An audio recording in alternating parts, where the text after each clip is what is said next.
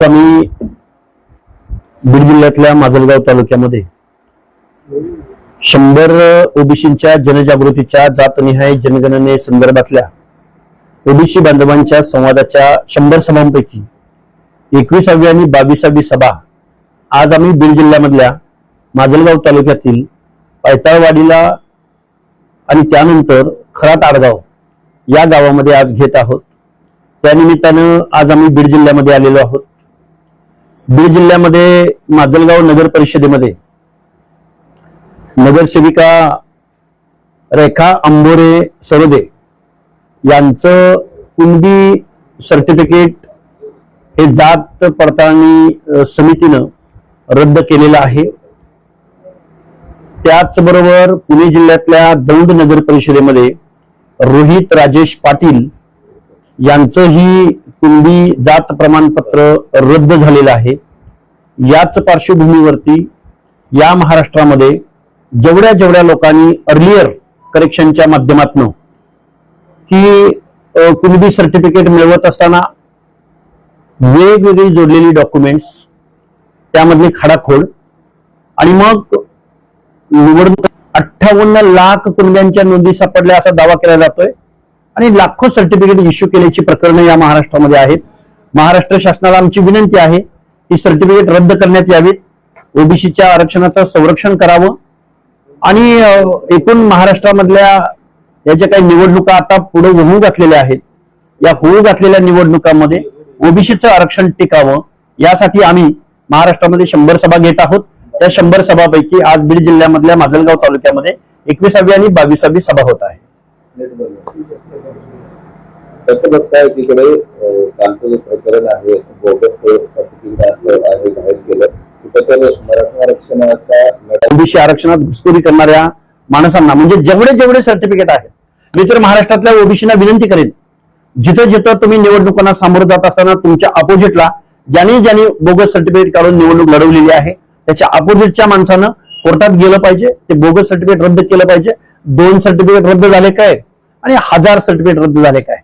तुम्ही गॅजेट असेल, निजाम गॅजेट असेल किंवा कुठलं पुणे गॅजेट असेल, सातारा गॅजेट असेल त्यामध्ये यांना ओबीसी मध्ये टाकावं किंवा हे मागासवर्गीय आहेत असं कुठं दाखवलं जातं।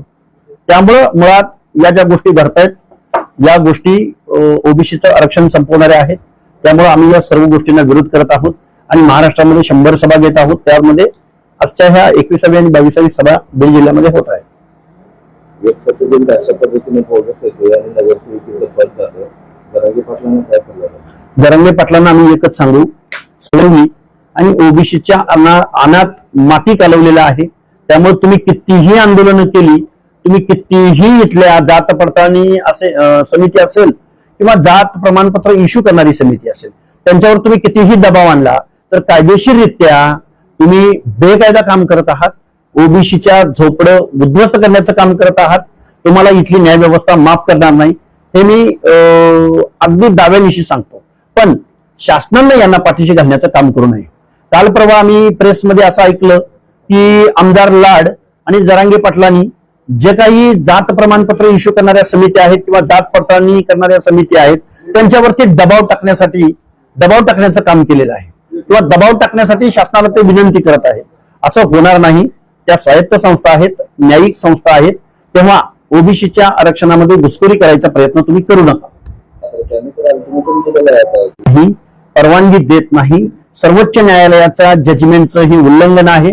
शासनानं कधीतरी त्यांचे जे काही कायदेशीर सल्लागार आहेत, अटॉर्नी जनरल आहेत, त्यांचा सल्ला घ्यावा की आपण जे काही करत आहोत ते नक्की काय करत आहोत। ओबीसीचं आरक्षण संपणार आहे का? मराठा समाजाला अशा पद्धतीने ओबीसी मधलं आरक्षण देता येईल का? हे वारंवार आम्ही सांगून आता आम्ही अक्षरशः वैतागलेलो आहोत। पण न्याय व्यवस्थेनं सुद्धा ज्यावेळी प्रतिकार केला तिथल्या लोकांनी, ज्यावेळी न्याय मागितला त्यावेळी ही 2 सर्टिफिकेट रद्द झालेली आहेत। नैतिक पातळीवरती जरांगे पाटलांचं आंदोलन हे फेल झालेलं आहे। परंतु शिक्षण आणि नोकऱ्यामध्ये सुद्धा हजारो लोकांची घुसखोरी या प्रमाणपत्राच्या द्वारे महाराष्ट्रामध्ये होत आहे। याला विरोध करण्यासाठीच आम्ही ओबीसींच्या जनजागृती सभा घेत आहोत। माजलगावमध्ये एका महिलेचं नगरसेवक पद यासाठी मुलं गेलं म्हणून तिथे तुम्ही सभा लावताय? नाही, असं नाही। याच्या अगोदर आमच्या बघा अहिल्यानगर जिल्ह्यामध्ये सभा झालेली आहे, अशातला भाग नाही. तर आम्ही आमचं हे अगोदरच प्लॅन झालेलं आहे आणि हे पूर्व नियोजित आहे. त्यामुळं तिथलं सर्टिफिकेट रद्द झालं म्हणून आम्ही तिथं जात आहोत असं नाही.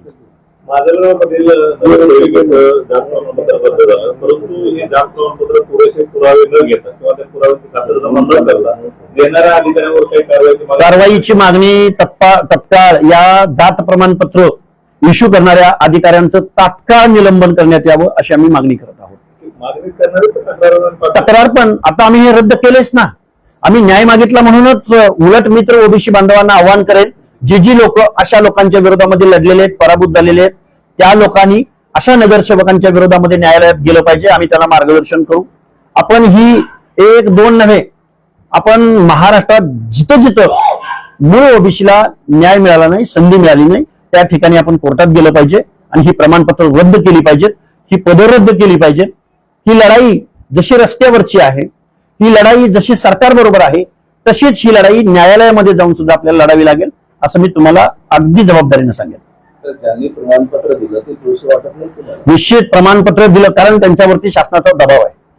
त्यांच्यावरती अनेक आमदार, लोकलचे आमदार, मंत्री त्यांच्यावर दबाव टाकतात. आणि दुसरी एक गोष्ट की जात प्रमाणपत्र इश्यू करत असताना प्रचंड मोठ्या प्रमाणात महाराष्ट्रामध्ये भ्रष्टाचार आहे. एखादी निवडणूक जाहीर झाली की तिथं कुणबीकरणाद्वारे ओबीसी सर्टिफिकेट काढणाऱ्यांची संख्या खूप मोठी आहे. तिथं 5 लाखापासून 15 लाखापर्यंत जात प्रमाणपत्राचे रेट आहेत महाराष्ट्रामध्ये. त्यामुळे ज्या लोकांनी जात प्रमाणपत्र अशा बेकायदेशीररित्या वितरित केले त्यांचं तात्काळ निलंबन या महाराष्ट्रात झालं पाहिजे अशी आमची मुख्यमंत्री महोदयांकडे विनंती आहे. एकेकाळी जे लाड जरांगे पाटील यांच्यावर टीका करायची, तेच लाड आता प्रत्येक वेळी मध्यस्थी करण्यासाठी आणि त्यांची मनधरणी करण्यासाठी जातात. काय नेमकं हा सगळा युटर्न आहे का, नेमकं काय? हे बघा, लाड आहेत, लाडांचा आणि आरक्षणाचा काहीही संबंध नाही. आरक्षणासंदर्भातलं लाडाला कुठलीही अक्कल नाही, ज्ञान नाही. आम्ही वेळोवेळी सांगत आलेलो आहे. बरं, जरांगे पाटलांच्या मागणीला सपोर्ट करत असताना लाड हे एक वरिष्ठ सभागृहातले लोकप्रतिनिधी आहेत.